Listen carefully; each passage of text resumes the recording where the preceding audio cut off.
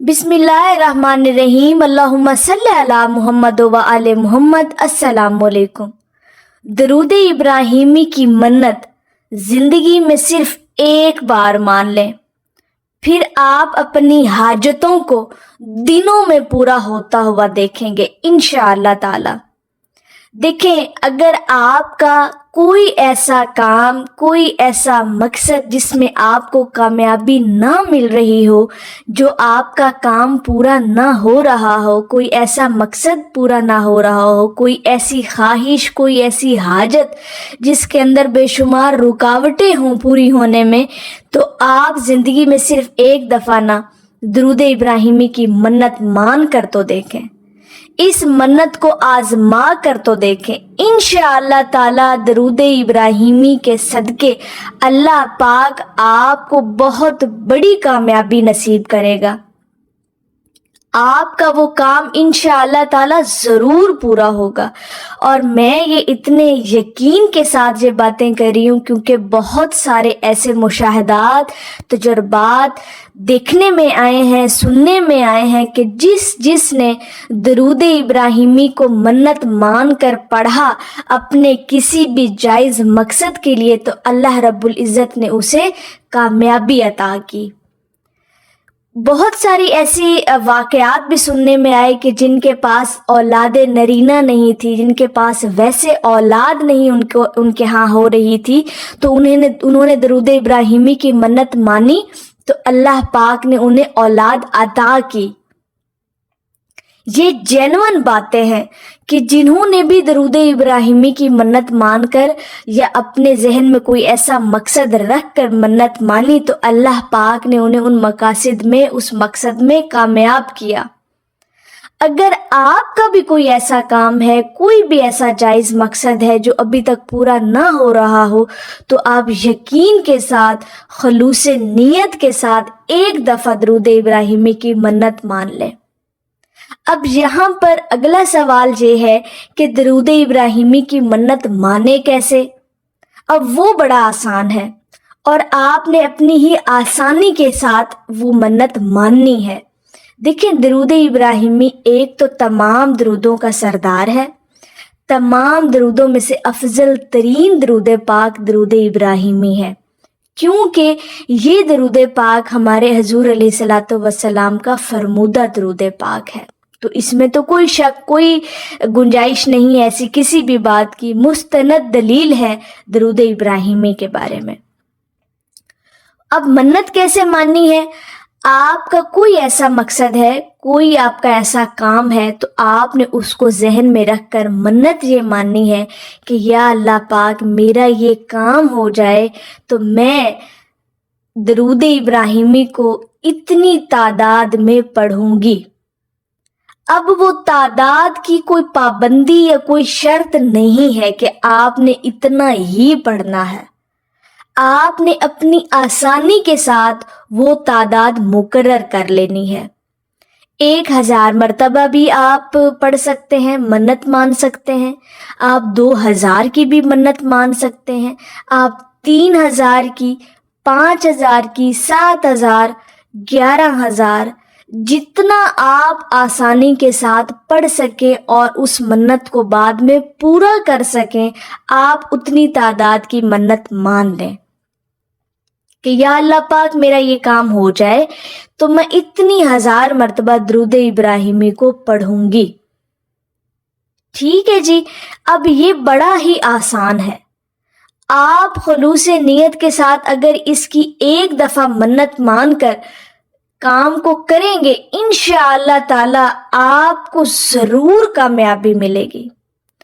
इस मन्नत को एक दफ़ा आजमा कर देखें, इंशाअल्लाह ताला आपका काम हर सूरत होगा और दिनों में होगा। आपकी जायज़ हाजत जो है ना, वो इंशाअल्लाह ताला ज़रूर पूरी होगी। आप दरूद इब्राहिमी की मन्नत ज़िंदगी में एक दफ़ा मान कर देखें, आप इंशाअल्लाह ताला मौजज़े अपनी आंखों से होते हुए देखेंगे। आपको तरीका भी बता दिया कि आप अपनी मर्जी से तादाद मुकर्रर कर लें और اس کو پڑھنے کی منت مان لیں, نیت بھی کر لیں. اب نیت اور منت میں فرق یہ ہوتا ہے کہ منت جب آپ مان لیتے ہیں تو وہ اس کو پورا کرنا پھر آپ پر واجب ہو جاتا ہے, پھر آپ نے اس کو ہر حال میں پورا کرنا جو آپ نے منت مانی ہے. اور نیت کا یہ ہوتا ہے کہ آپ نے کوئی بھی مقصد آپ کے ذہن میں تھا تو آپ نے یہ نیت کر لی کہ یا اللہ پاک میں اتنا درود پاک پڑھا کروں گا, تو میری یہ نیت ہے کہ میں اتنا روزانہ درود پاک پڑھوں گا تو میرا یہ کام ہو جائے. آپ ساتھ ساتھ درود پاک کو پڑھتے رہتے ہیں نیت کے ساتھ کہ آپ نے نیت کر لی کہ میں نے اتنا درود پاک پڑھنا ہے اور اللہ کرے اس درود پاک کے صدقے میرا فلاں کام ہو جائے. لیکن جب منت مان لی تو پھر اس کو پورا کرنا لازم ہو جاتا ہے. تو پھر ہم اتنی ہی کیوں نہ منت مان لیں جتنا ہم آسانی کے ساتھ اس کو پورا کر سکیں. تو آپ اتنی منت مان لیں درود ابراہیمی کی اپنے جائز مقصد کو ذہن میں رکھتے ہوئے, اور پھر اس کے بعد آپ نے جتنا درود پاک پڑھا ہوا ہوگا دن میں, اللہ کرے آپ کا وہ کامیاب آپ ہو جاتے ہیں, اپنے اس کام میں کامیاب ہو جاتے ہیں, تو پھر آپ نے ظاہرہ اس منت کو پورا تو کرنا ہے. تو پھر دن میں آپ نے جتنا پڑھا درود پاک اس کو پھر آپ نے عشاء کی نماز کے بعد 2 رکعت نماز حاجت کے مطلب نفل کے آپ نے پڑھ کے, تو وہ جو درود پاک آپ نے دن میں پڑھا ہوا ہوگا وہ آپ نے بارگاہ رسالت میں ہدیہ کر دینا ہے, بطور تحفہ پیش کر دینا ہے. اور پھر اللہ رب العزت کی بارگاہ میں رو رو کر آپ نے دعا مانگنی ہے, خلوص نیت کے ساتھ دعا مانگنی ہے. آپ دیکھیں جتنا آپ کے اندر جتنا خلوص ہوگا نا کسی بھی عمل کو کرنے کے لیے, اور جتنا خلوص آپ کی دعا کے اندر ہوگا, آپ یقین کریں کہ آپ کا کام اتنا ہی جلدی ہوگا.